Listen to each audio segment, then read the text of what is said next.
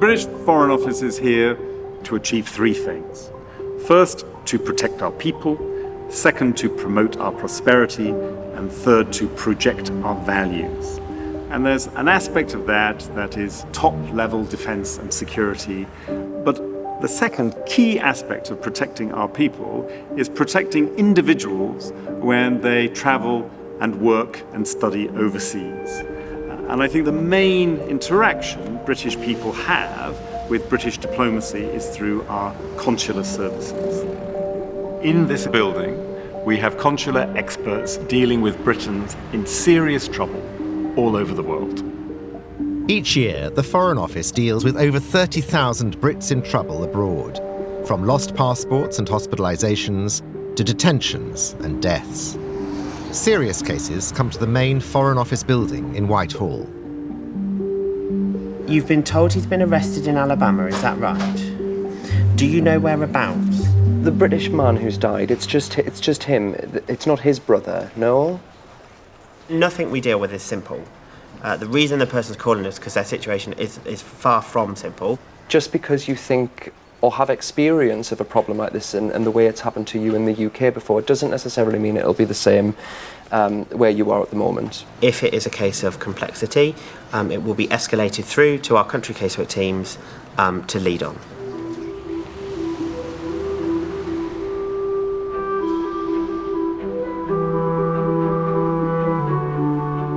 We have 5 Brits who we know are now in prison, in detention in Siem Reap in Cambodia, and that's after they were arrested in circumstances which the press are perhaps unhelpfully reporting as pornographic dancing. The Asia team's latest case has already attracted worldwide press interest. 10 foreigners were locked up when police raided a party at a villa close to the temples at Angkor Wat. They're facing a year in jail on pornography charges after the authorities released photos of people apparently imitating sexual positions. This is acknowledged by the Siem Reap police that it was a private party. So just to clarify one thing though, you talked about a private pool party but an organised one, so we're still talking about somebody who's charging the money to go there? Yes, there is. The money, I understand, monies did change hands. Yes. Has everybody got enough to update families for now? I think so. That's a bit more dramatic. I was expecting up to 12 months, I've got to be honest with you. We have a high volume of incredibly sort of difficult and distressing sometimes cases on my patch in Asia in quite difficult conditions in many cases. So we can see Brits who are in difficult circumstances fairly easily and fairly quickly. But that's offset by the fact that obviously often the conditions they're in are less likely to be good, whether they're in hospital or prison or detention centre. Hi, is that Rachel? Hello, it's Lucy at the Foreign Office. One of Gary's team's trickiest tasks is to explain to distressed families what's happening to their loved ones and what the Foreign Office can and cannot do about it. The problem we have at the moment is been very specific about who we share information with at the moment, okay? And he's asked that we only share information with his girlfriend, okay? He's got 2 girlfriends, okay.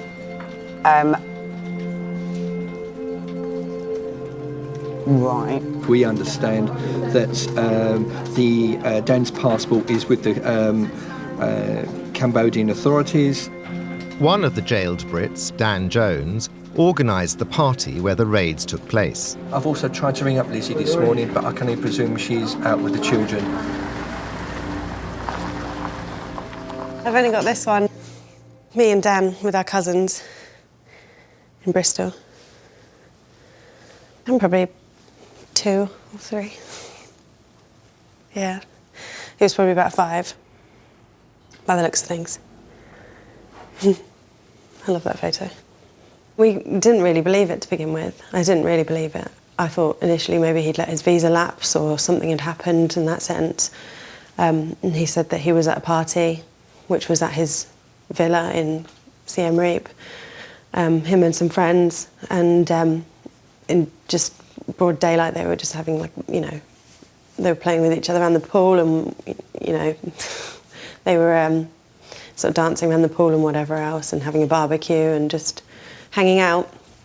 And the police came and they then arrested and kept. It would be very upsetting for him, the whole situation. I think he knows what impact this is having on our mum and everyone. Everyone's so concerned, everyone wants to know exactly what's going on.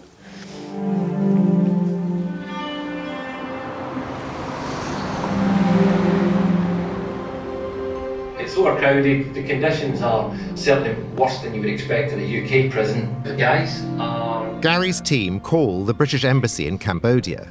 The authorities there should have told them about the arrested Brits. When they found out about the unusual allegations through the press instead, the embassy sent their vice-consul to visit the prisoners and talk to the police. We spoke to the Deputy Police Commissioner on Same Rape yesterday. She said that when they raided the party, they found many of the people nearly naked. When we questioned her more about that, she admitted that this was women in bikinis and men in swimming shorts at a pool party. There was nothing going on here except a pool party. We're really concerned that these guys in jail, there is no way that they should be detained, in our view. So it's not that common, actually, as you guys know, that to get a case where it's so clear that nothing's happened. It's culturally quite difficult to admit that a mistake has been made or something's gone wrong. There can be a problem. Once actions have been taken, it can be quite difficult for them to retreat from those actions because there is a loss of face somewhere for somebody. So, Ambassador, it'd be really helpful for me to take away to the meeting with the Minister later what you think the best approach is, the sort of political angles, and in a sense, you know, what buttons might we push? The question is, how quickly do we sort of move up the scale of activity? I think the first step should be, at this point, for me to seek calls on the Ministry of Justice and the Ministry of Foreign Affairs. It's not good publicity for Cambodia, which relies on tourism a great deal, to have this story about, you know, young people, hijinks being thrown into jail. As I say, if I don't get some very swift assurances, I think we need to move quite quickly to the next stage. This being Cambodia, the courts will move as quickly or as slowly as they are directed by whichever interest is the most powerful. After several calls from the prisoners' MPs and noise in the press, the Minister for Asia now wants the latest news from Gary and to hear from Cambodia experts on the political desk. As the elected minister, he'll have the final say before any significant action is taken. I think it's fair to say that our colleagues on the ground, and this is also based on conversations with the local police officials, they feel there isn't anything behind this charge, there's nothing to it. Do we feel on the ground that it's slightly trumped up? So, trumped up are two words we could use, I think, for this one, possibly, yeah. Local police, not really under the control of the national police, but it's a bit of a shakedown, see if they can see what they can get in return and get some sort of financial payoff. I think that's right, and I think that's the bit we sort of don't know at the moment. So the difficulty we've got with this one is without a charge, you know, I think the time to sort of put our size 10s on and get involved isn't quite now. We don't get involved in the legal process, we know all of that, but actually they haven't been charged yet. Our recommendation at the moment would be that the starting point is for our ambassador out in Phnom Penh to have that meeting with the MFA. And then the next point of escalation would be to speak to the ambassador. Thanks, Katie. Cheers, Gary. See you soon. Thanks, nice to see you again. A lot of what we do is political, just in terms of this case in Cambodia, and trying to understand how the sort of messaging and approach with the Cambodians works. You know, it requires some good political judgment for sure.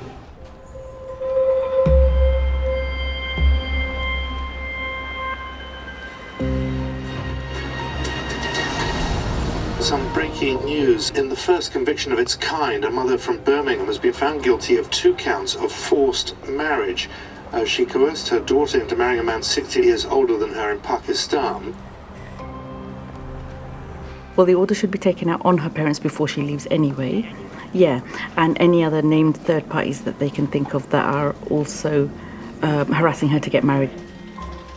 The Forced Marriage Unit deals with over 1,000 cases a year across 65 countries. In a joint operation with the Home Office, The team tries to prevent British victims being taken from the UK and to bring back those already abroad. They got someone in mind for you. So he's your first cousin, and he's in Bangladesh. Okay. Sophie Lott is their longest-serving caseworker. She began as a probation officer in East London, working with perpetrators of honour-based violence. At the Foreign Office, she's now working with victims of forced marriage.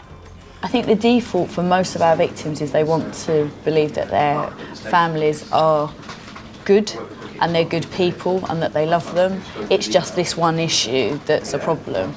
And the reality is, for a lot of them, yes, they haven't done anything to you thus far in your life, but actually they are the ones that are presenting a risk, and sadly you need to safeguard yourself and protect yourself from that. I think people can go happily through their lives and never have any exposure to forced marriage, but to be on the phone, it's nerve-wracking at points, to be on the phone on the other side, talking to a victim of forced marriage and then trying to console them, giving them their options.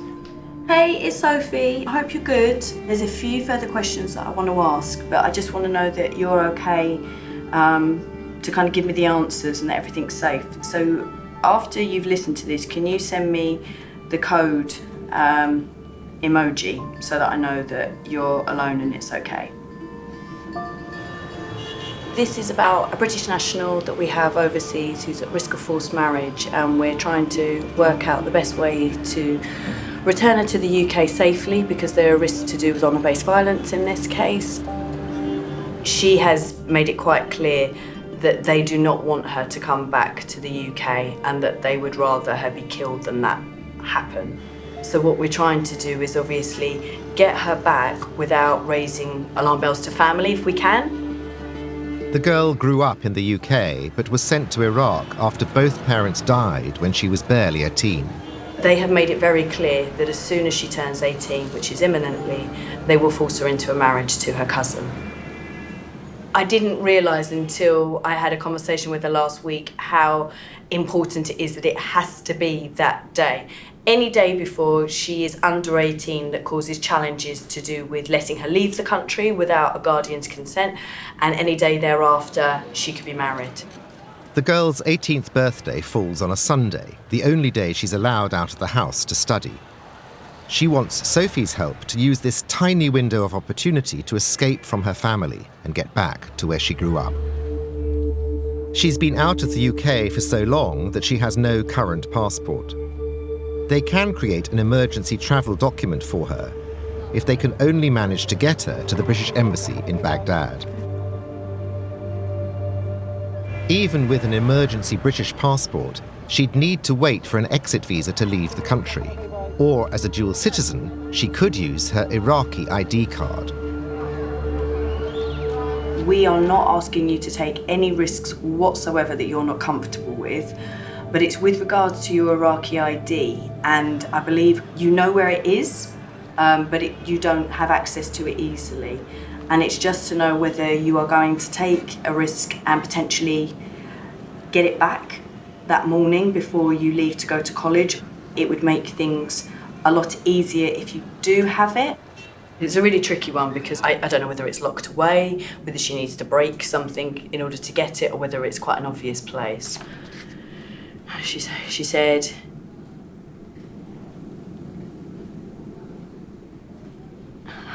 can you go back to texting? I'm scared because I think someone's come back in. She just said, I'm gonna cry.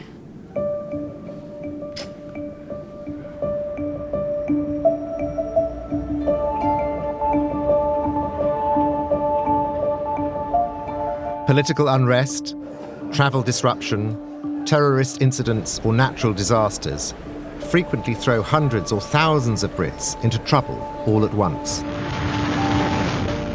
This is the moment Irma struck St Martin's, severing communications and destroying the airport. The British Virgin Islands is the latest place to be pummeled. The Foreign Office has a special responsibility to provide assistance to the UK's overseas territories and mounts a crisis response.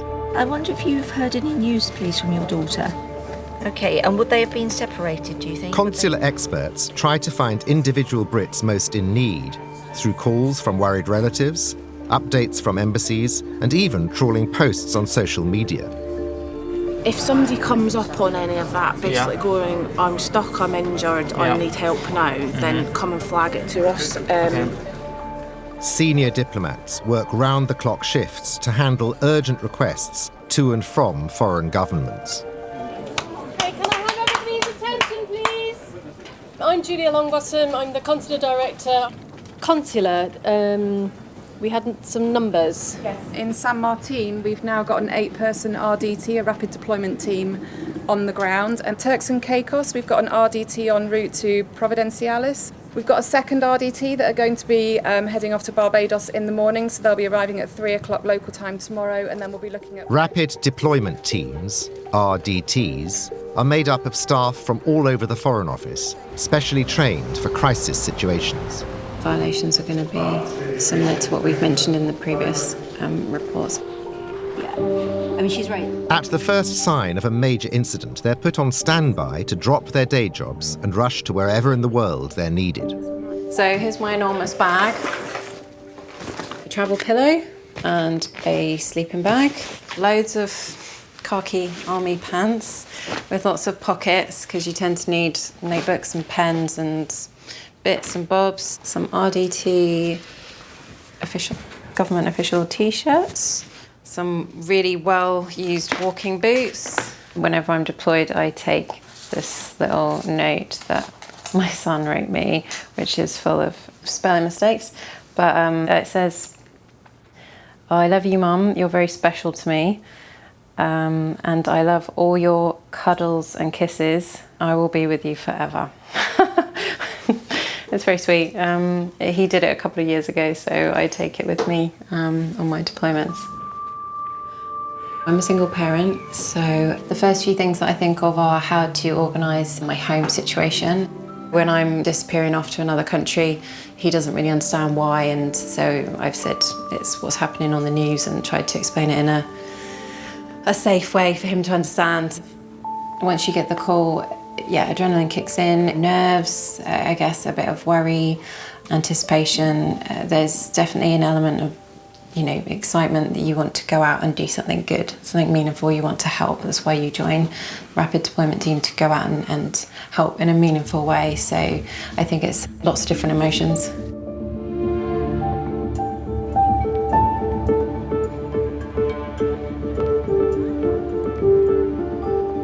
I'll give them a call and just say about the press, and maybe they can call the jail and say that, it's just not on. And also to make sure that they know that we know about it, which is a good thing. Filming inside the jail. Yes, exactly. In Cambodia, the jailers decide to film the prisoners and send it out to the international media.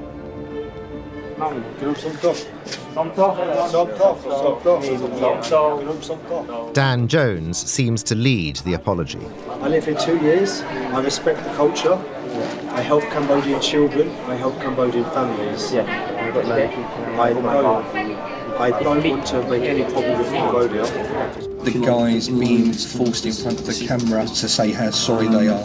This should not have been done. We feel that this may have an adverse effect when and if they do come to court.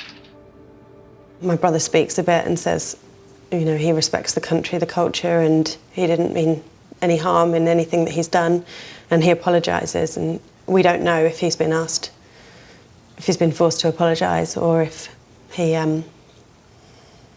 genuinely feels like he's got something to apologise for. We don't know.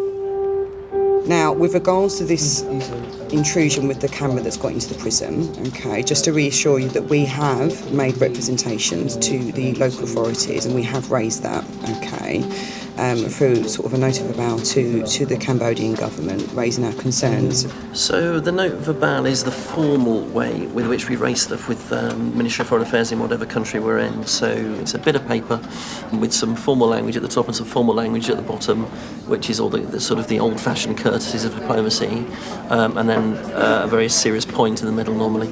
It's the next step up. It's a more, we're making that formal record that we're, in this case, concerned about something, so we'd expect a response. And beyond that, we can ask the minister here to call in the Cambodian ambassador. We're not at that stage yet, and hopefully we won't be. The prisoners have been locked up in an overcrowded Cambodian jail for 10 days. Their distraught families are putting pressure on their 5 MPs to demand action from the Foreign Office. Officials and the minister agree to meet with them. Probably also, like you, we had some concerns about the footage from inside the prison. So we've raised that by note verbal today with the Cambodians to say that that's obviously not acceptable. That is a breach of human rights. I know you don't want to provide them with legal counsel as such, but is there a way of actually making sure that actually those charges don't stick because of this evidence? So maybe it's a political discussion rather than with the police over there on the ground, and there will be political ramifications of this as well. The formal line is, which is right, is that we don't interfere in the legal aspects of a case.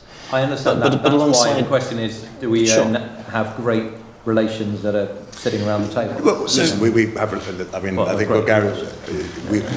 whilst we will not interfere, please be assured, when it comes to looking after UK nationals, we will go as near to that line as is possible. Hey Graham, do you want to update us on today? Yes, rumours happen here, and the rumour is that a deal is being brokered.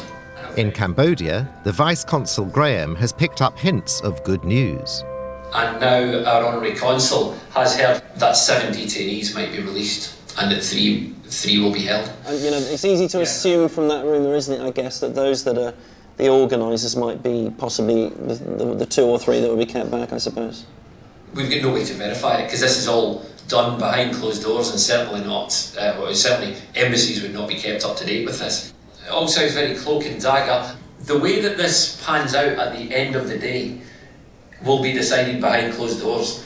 Graham, quick question from me. What's the possibility of us bottoming out those rumours directly with the authorities? I don't think that the authorities would speak to us openly about their bribery process. It sounds a bit like the Cambodia 5 is going to become the Cambodia 2 or 3, doesn't it? I think this is it's not going to go away in a hurry. But hey-ho.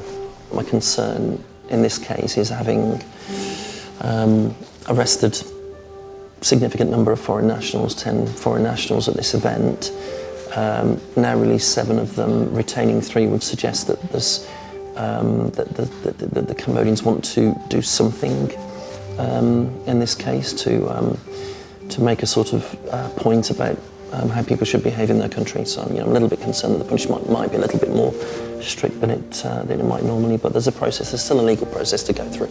After 2 more are released, Dan Jones, the organiser of the party, is the last prisoner remaining, but he still hasn't been formally charged. Hello. Hi Lizzie, it's Les Reynolds from the Foreign Office. Oh, hi Les, thanks for calling. Hey, no problem. The lawyer believes that he will face charges. As to the clarification of the charges, we don't know as yet. We could be waiting 6 months to get a conclusion. If not even a little bit longer. Okay, thank you for the update, Les. Thank you. Hey, no problem at all. Okay, goodbye. Okay. Bye-bye. I mean, it can take up to 6 months before we have any answers again, so that's quite rubbish, really. I really had hoped that there would be more answers today.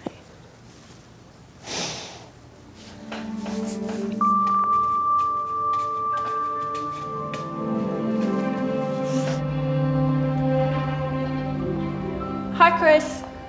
Hi, Sophie. I just wanted to kind of go through a couple of things. Sophie and Chris are finalising the extraction plan for the Iraqi forced marriage victim. With just 3 days to go, they're still concerned that she could be stopped at Baghdad airport if she doesn't have her Iraqi ID card. Chris can't request advance permission with Iraqi immigration in case the girl's family have connections. The photocopy of her kind of ID card. I guess the thing's still being processed to ensure that will hopefully be enough on the day. I know the original is in her uncle's room and she doesn't want to go and get it, understandably, because she's scared to do so. So it would help if she had the original, but if she has the copy, we think it should hopefully be okay, but we can't be 100% sure, unfortunately.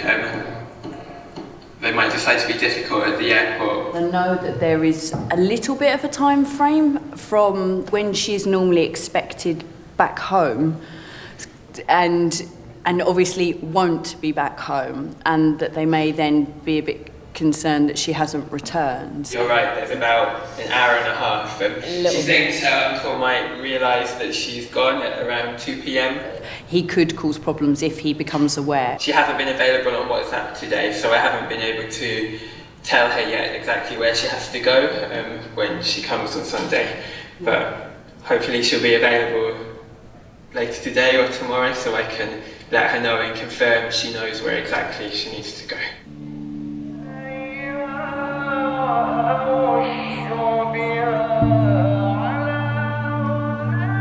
So now it's the evening before. We are due to help the victim go back to the UK.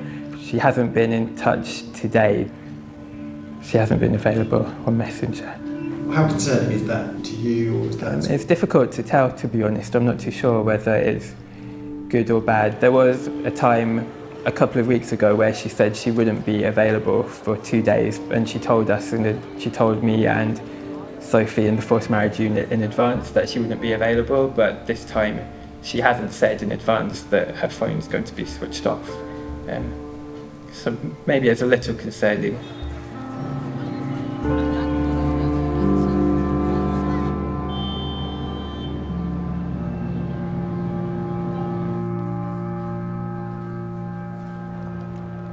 Hurricane Irma, a storm the size of France, has carved a destructive path through the Caribbean. An international aid effort for the victims of the hurricane has begun. The government is facing criticism that it didn't act quickly enough to help the British overseas territories affected by the disaster. Okay, so look, I mean, BVI flattened, the support ship's got to go while Jose comes in. Yeah. They've got food, water, electricity, as much as one can give. So in terms of asking the Americans for help, what should I say to the Assistant Secretary in a minute? I think it's logistical support, potentially anything around enablers, so, comms, command and control. These are the sorts of things the UK military are already looking at. And the fact that there are 32,000 people means that this is a pretty big exercise. Sure. This is the biggest ever. On the back of quite obviously a very significant disaster in Texas. Yes. And I think the stat was that this is the first time there have been 2 Cat 4 or above hurricanes coming through in a season ever. Or since records began in 1851. Well, I mean, okay. Yeah, no. In 100 and something years. No, it's just absolutely all hands on deck.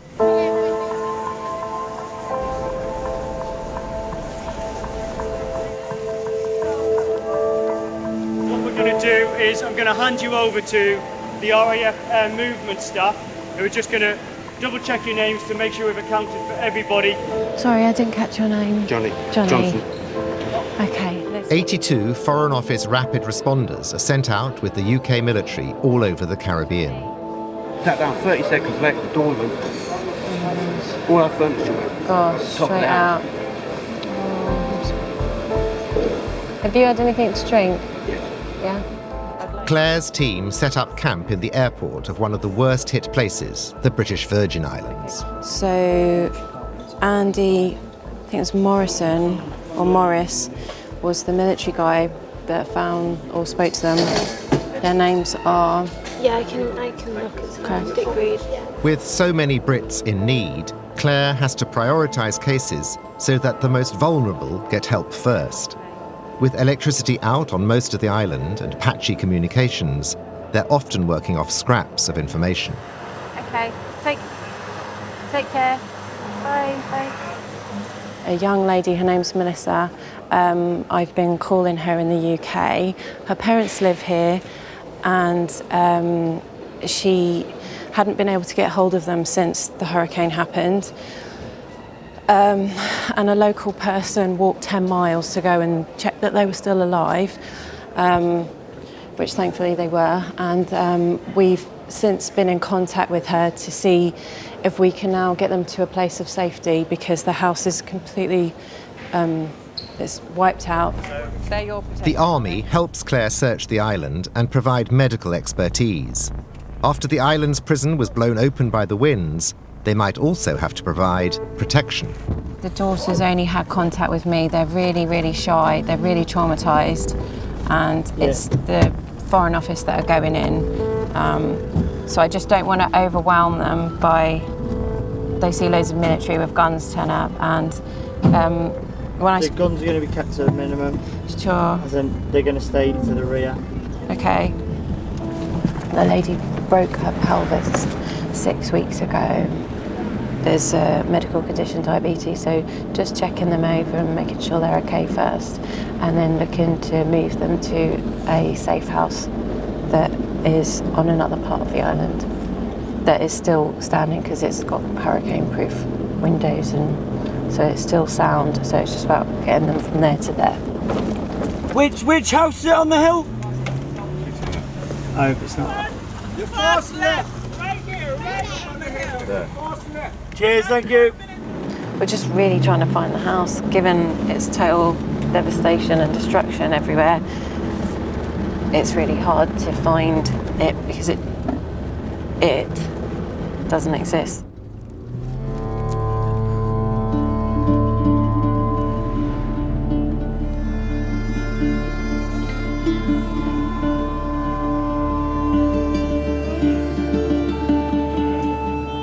The potential victim is leaving her house at 7:45 this morning, which is when she's normally due to leave to go to school every Sunday. She's going to get changed quickly, so she'll pick up the suitcase and then to the location that we've asked her to go to. And has she been in touch with you in the last 24 hours? She hasn't this morning yet. What happens if she doesn't turn up? What are the plans then?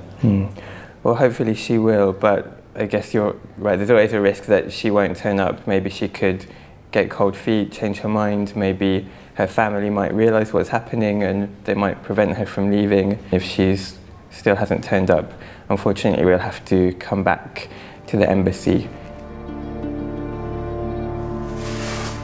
The threat of improvised bombs and insurgent attacks in Baghdad means that diplomats have to wear ballistic body armour and travel with heavily armed escorts. She's going to let me know when she's in the car on the way to the hotel, so hopefully she'll turn up, but there's always a risk that she might change her mind or her uncle might realise what she's planning on doing and could stop her.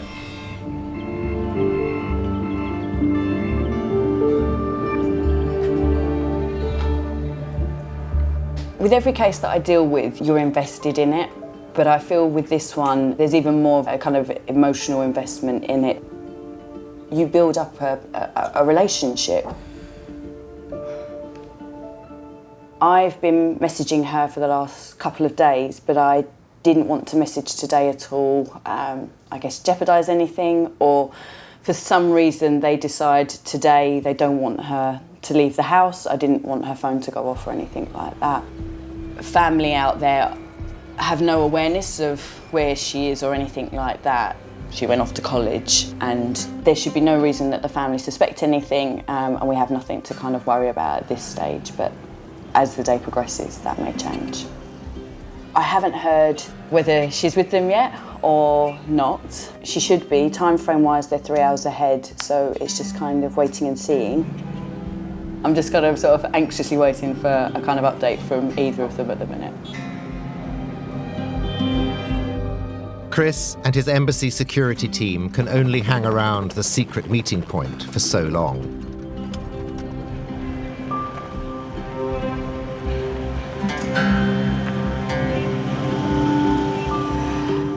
Okay, so I've just got a text saying she's just arrived and gone through security. We are now heading back to the embassy. That is good news.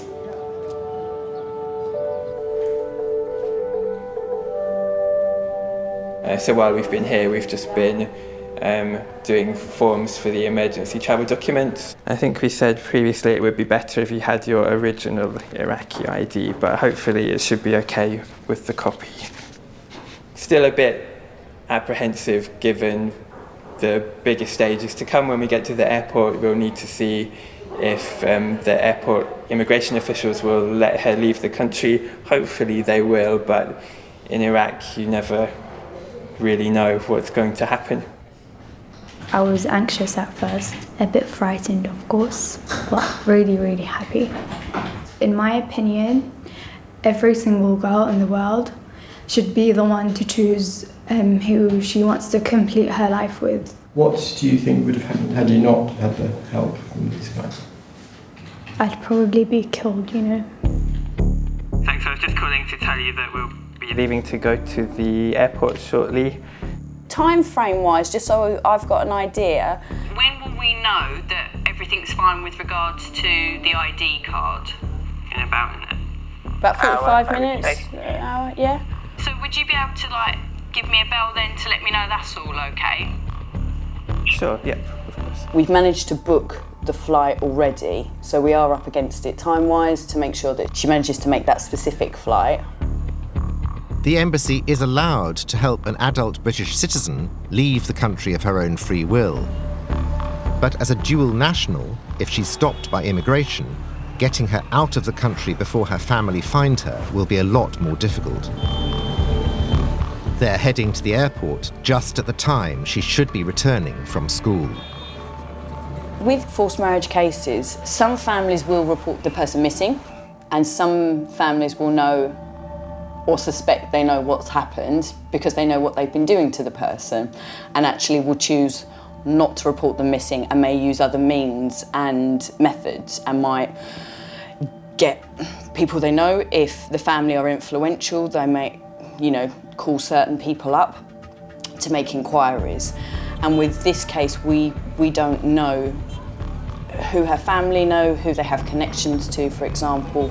So we don't know whether they would go through official means and contact police so quickly after her being late from college, or whether they'll go to the college, see maybe she had to stay later, something's come up.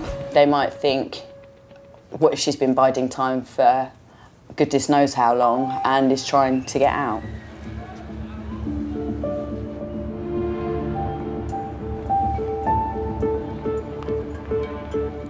I mean, the fact there's only one person remaining and that's a Brit does look a bit strange. Do we know why he's the only one still being detained? It's possibly if his property was the venue for this raid that maybe that might be why he's been singled out. There's still no trial date for Dan Jones. The embassy in Cambodia has asked the London desk to think through tactics. You can summon an ambassador if something particularly egregious has happened, and I believe under that arrangement they are compelled to attend, and that can be at very short notice, and they have to drop their other engagements and they have to come in and report to their host government. We're not looking at doing that in this case. We'll probably pitch it more as a regular meeting, but with a specific purpose of following up on this consular case. The reason to bring in political expertise and political desk colleagues and post is because we deal with a number of countries around the world in consular section and consular directorate, and our political colleagues will have a much better sense of how a government, a country will respond to some behind-the-scenes messaging or some more direct nudging or whatever it is. So they will know best how best to approach a government and at what level as well to actually make a difference.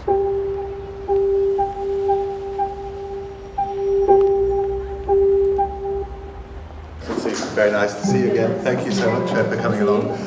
Do please sit down. Very nice to see you, sir. Britain can't interfere in the legal process of a sovereign country. As you'll appreciate, I was keen to bring you in to see us because there are concerns about the UK nationals. Obviously, But they can ask their government to try to hurry it up. This country wants to remain a very good friend of Cambodia. We feel that obviously the difficulties that your country has faced over the past 40 years, and we've played as much of a role as we can in trying to normalise relations. But we are and remain concerned that obviously newspapers are being closed down, the political process and situation remains difficult back at home. We want to do all we can to try and support through the diplomatic means that we can, and I very much hope that as far as the remaining British citizens are concerned, that we can have as much news as possible. Thank you very much, Excellency. So it is in the hand of the, court in the Siem Reap province.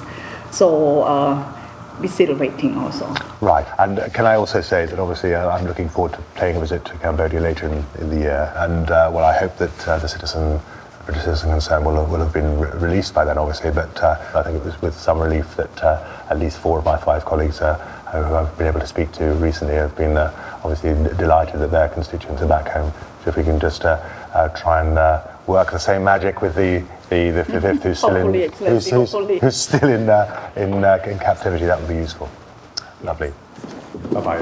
Thank you so much, Excellency. Bye-bye. Take care. Thank you. Very nice to see you again, sir. Take care. It's pretty clear what our message is, and we tend to put it in writing as well. You used your potential visit in June. Did you use it to try and say it would be nice by then for him to be released? I think it's the unspoken message would be that it would be nice for this thing to be resolved, and obviously it's the case that there aren't that many ministers who tend to go to Cambodia at the moment, and therefore the issues are obviously trying to normalise relations between our two countries, and of course there are trading and other connections that have a part to play. So yes, sometimes you try and put a bit of a carrot and hope that it gets picked up. 2 days later, the embassy in Cambodia restated the minister's points in a further note verbale. Shortly afterwards, Dan, the last of the Cambodian prisoners, was given a trial date. He was convicted of unwittingly creating pornography, but because of his apology, he'll be released with time served. We found out on Tuesday night that he'd been released, so obviously ecstatic to be out and to be back in the UK.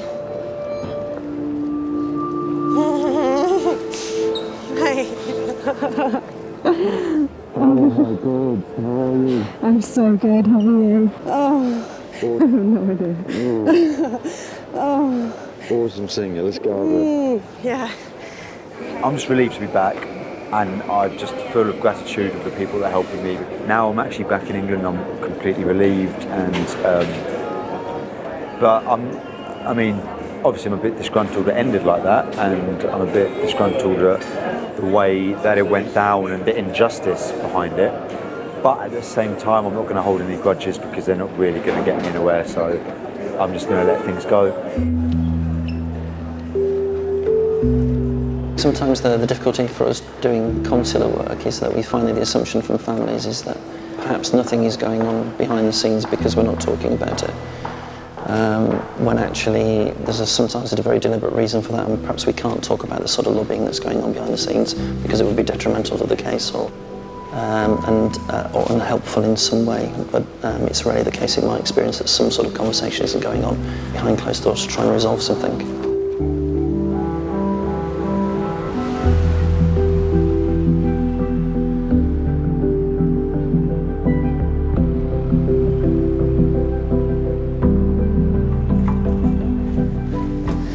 I saw 2 dogs, and I did actually see an elderly couple out feeding them.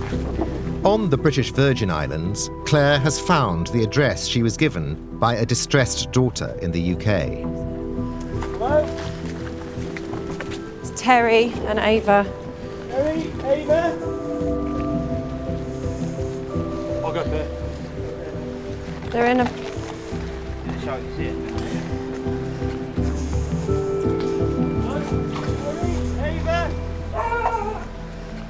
Hi, my name's Claire. Hello, how are Your name is? I'm Claire. I'm Claire. with the Foreign Office. I've been talking to your daughter. She said that there's a place in Long Bay that we can help get you to. That's wonderful. To be honest, we were just sheltered in there, but the whole house disappeared. So, I mean, there's really nothing left. We had a base on our bed, which was in 2 parts. But suddenly, when we did get out of the and we look down there. One half of the bed is down there on the bank, almost by the road. So it was traumatic, to put it mildly. But we're just thankful we're alive. Hello, Melissa, can you hear me? It's Claire, yeah. I have. Do you want to speak to your dad? Yeah? Okay. Okay, I'm handing you over now. Hello? How are you? Yes, I'm fine.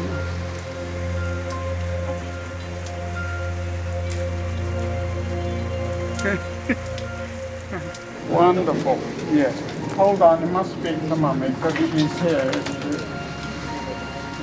But you're all right, darling? Hold on, here's Mummy. Hello, darling. All right, don't worry about tea. We've got masses of tea. Wonderful to see them. Ah, fantastic. After a checkover from the army medic, Claire sorts out a new supply of prescription drugs, while the soldiers move Terry and Eva and a portable generator to a friend's hurricane-proof flat across the island. Oh, this is much better. Yay. That's really good. You get comfy again. And then when Melissa gets here, she can help figure it out. Yeah. So she's been to the She was just keen to get you guys in it as soon as she could. I mean, it seems to me like the best house around. Yeah. No worries. Thank you very much. See you later. Bye, Terry. You take care, all right. And I will get in touch with Melissa and pass all those insurance details on, okay? And we will get her out here as soon as we can. Okay. Take care. Thank you. Bye. Thank you. That's okay, you're so welcome. You're so welcome. I'm so glad we could get here. That's all right, I'll stay in touch with you. Okay, bye, bye, bye. Oh, I'm so pleased we did that. And I'm glad that I didn't cry again like I did last time when I spoke to her. I'm just so pleased that she got to speak to them. She's so happy to know that they're safe. I think that was successful. Do you get quite emotionally kind of involved with your case? Yeah, I think I do. Yeah, it's hard not to. Look at everything around you. It's of course, and yeah. So I'm pleased that they're okay, and they seemed really happy. And I'm not very good at explaining myself right now. While there continued to be criticism of the speed and scale of the UK response to Hurricane Irma, 400 Foreign Office staff and nearly £60 million of government funds were deployed.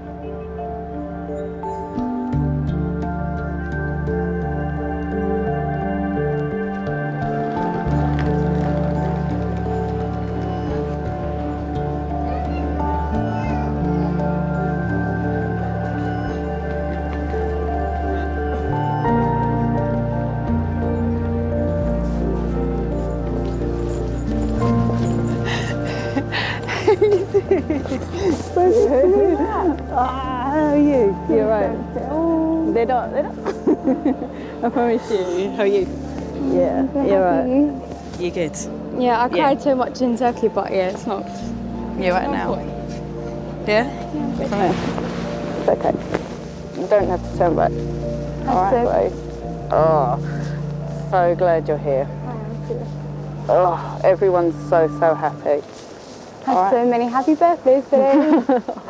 Oh, sweetheart, I'm just so glad you're here. Sophie has arranged for a women's refuge charity to help get her settled in her new life back in the UK. I'm so excited to see you. Get some nice fresh air now, so you breathe it in. Pinch me, am I dreaming? You're here! Welcome to Heathrow! It's really sad to think that the people that should love you the most and protect you are the ones that are causing those problems to you. And that can be very hard for them to kind of face. But when they do, then they know that there's lots of support thereafter. It's a good day at the office, but we don't take work home because there's too many other things that still need to be resolved and people are in difficult situations out there. Hi, is that Sean? Hello, Sean, it's Lucy at the Foreign Office. Did he say whether she's gone to the hospital or anything? I've just been made aware of a British national who has just been arrested for murdering his girlfriend's father in the US. What's likely to happen is he will be detained. One of my concerns is I want to make sure that the authorities are aware of his mental health issues that he has. Oh, he has no money on his phone? Oh.